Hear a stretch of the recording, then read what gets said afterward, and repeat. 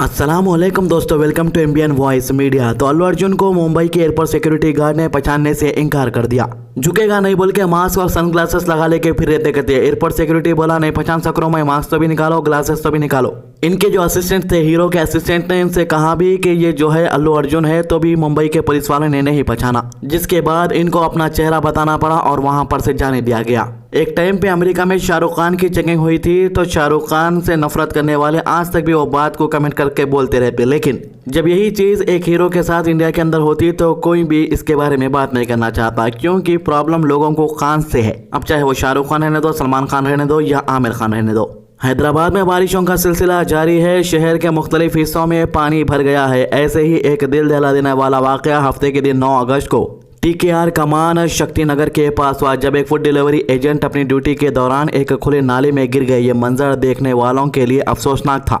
जोमेटो के रेडर, जिसका नाम सैयद फरहान है, कह रहे हैं कि मैं पिछले 6 से 7 सालों से ये काम कर रहा हूँ। मैं ऑर्डर डिलीवर करने जा रहा था। बारिश इतनी ज्यादा थी कि पानी का लेवल काफी ऊपर था। समझ नहीं आया कि आगे खुला नाला है। मेरी बाइक जो 1,40,000 का है पूरा पानी में डूब गया। मेरा मोबाइल फोन जो 20,000 का था पानी में बह गया। अब मेरे पास ना फोन है ना बाइक सही हालत में, और मेरा गुजारा इसी काम से होता है। वाकई के वक्त काफी लोग फौरन मदद के लिए आए। वीडियो के अंदर आप देख सकते हो, किसी ने लंबी पाइप दी और कहा भाई इस पाइप को बाइक से बांध दो, हम खींच के निकालते हैं। काफी कोशिश के बाद लोगों ने बाइक और राइडर दोनों को निकाल लिया। ऐसे ही लोग इंसानियत की जिंदा मिसाल है। तेलंगाना जीआईजी और प्लेटफॉर्म वर्कर्स यूनियन के प्रेसिडेंट शेख सलाउद्दीन ने मीडिया से बात करते हुए कहा कि जीएचएमसी ने तो आम लोगों को घर में रहने का हुक्म दिया था, लेकिन डिलीवरी कंपनीज अपने राइडर्स को सिर्फ छोटा सा एक्स्ट्रा पैसा देकर काम पर भेज देती है। तो जोमेटो का जो अपन को बारिश का एक्स्ट्रा पैसे बताता 50 रुपये, उसमें से 30 या 20 रुपये इन लोगों को मिलते। बेचारे इसी वजह से जो है बारिश के मौसम में निकल जाते हैं, समझो।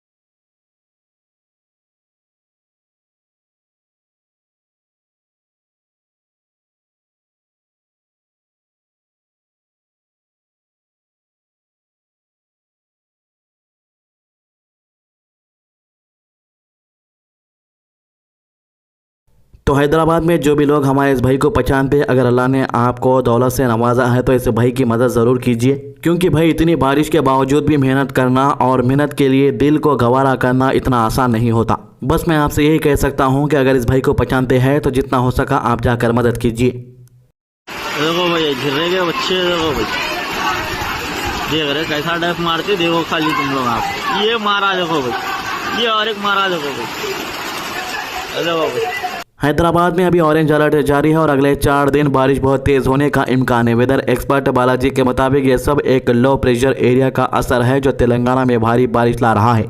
इस लो प्रेशर की वजह से सिर्फ हैदराबाद नहीं बल्कि तेलंगाना के कई इलाके बहुत ज्यादा बारिश से मुतासिर होने वाले हैं। तो इस बारिश से कुछ लोग परेशान है तो बच्चे खुशी का इजहार कर रहे हैं। बच्चे तो गली के अंदर स्विमिंग पूल समझ के तीर रहे।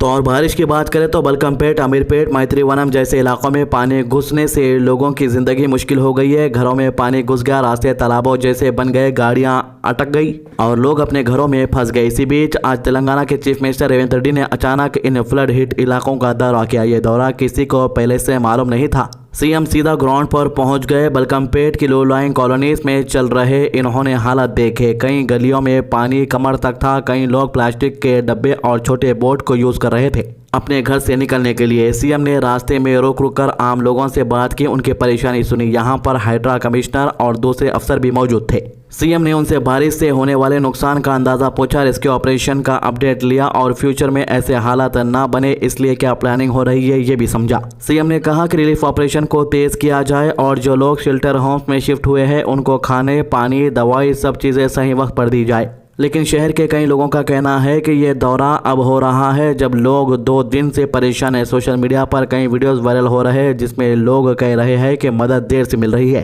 और एडमिनिस्ट्रेशन ने पहले से तैयारी नहीं की। कुछ लोग इस दौरे को सिर्फ एक फोटो ऑप के तौर पर देख रहे हैं, जबकि दूसरे लोग कह रहे हैं कि कम से कम सीएम ने ग्राउंड रियलिटी देखी। अमीरपेट और मैत्रीवनम में सीएम ने खुद फुटपाथ पर चलकर पानी में डूबते हुए रास्ते देखे। यहाँ के लोगों ने अपनी तकलीफ बताते हुए कहा कि बार बार कंप्लेंट करने के बावजूद ड्रेनेज का सिस्टम बेहतरीन नहीं बनाया गया। सीएम ने एश्योरेंस दिया है कि सरकार इस बारिश के बाद प्रॉपर प्लान बनाएगी ताकि आने वाले मानसून में लोगों को इतनी परेशानी ना हो। इस विजिट के एक तरफ लोगों को उम्मीद दी जा रही है कि उनकी आवाज़ सुनी जा रही है, लेकिन दूसरी तरफ कुछ लोग इसको टू लिटिल टू लेट कह रहे हैं। एक और बड़ी खबर तेलंगाना के सियासती माहौल से आ रही है, जहां आचामपेट के फॉर्मर भारतीय राष्ट्र समिति यानी बीआरएस के एमएलए गुव्वाला बालाराजू ने अपनी सियासी सफर एक नए मोड़ पर ला दिया है।